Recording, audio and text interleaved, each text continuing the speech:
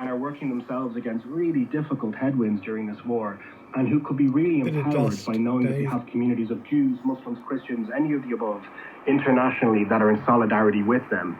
And I think it would really matter to how the governmental actors on the ground operate too. If they felt that the movement working for peace in their own societies had the support and the strength and the energy of communities internationally, that would change the political calculus locally. So while people's emotions are very high and very understandably, I would urge them to take a moment and think strategically as well as morally, what are the best things for me to be in affinity with in the region? Is it the actors of these controversial people or governments or terrorist organizations, or is it the ordinary citizens who are suffering on the ground? Many of the peace activists who are out on the streets in recent days are bereaved. They're people who have lost loved ones on or since October 7th. If they have the strength to work together across these borders, across these divides, to try and build a better future for both peoples, it's hard for us internationally to find an excuse why we can't do it as well. Whilst they continuously switch it all off.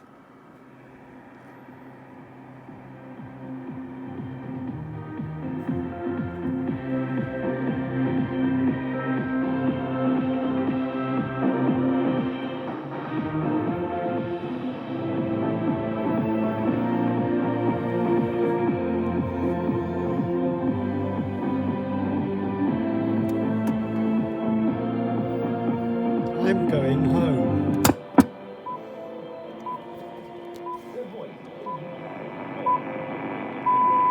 BBC News at 11 o'clock.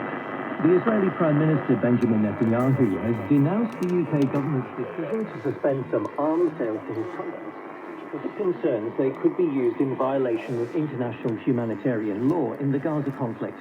Mr. Netanyahu says the announcement was shameful and misguided and would embolden Hamas. The Defence Secretary John Healey has insisted that Israel's security will not be weakened and said his government's support of Israel remained unshakable. This is not about pleasing anybody. The UK absolutely, and as a government, we stand with Israel and determined to defend their right to self-defence and to support them in defending against any direct attacks.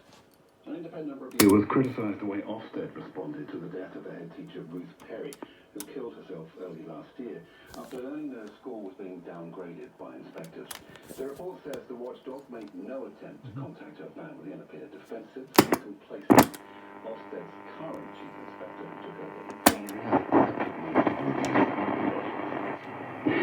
The government says it's secured a record 131 new clean energy projects in its auction of guaranteed electricity price contracts. They include what will be Europe's two largest wind farm projects, Hornsea 3 and Hornsea 4 off the Yorkshire coast. Minister Simon Jack says the government will be pleased with the auction after last year's one failed to attract any bidders. But there are still questions to be answered. How are you going to connect all of these projects to the grid to get the power from where it's produced, largely offshore, onshore, and then across to the towns and cities across England? And that will be, I think, a very big test.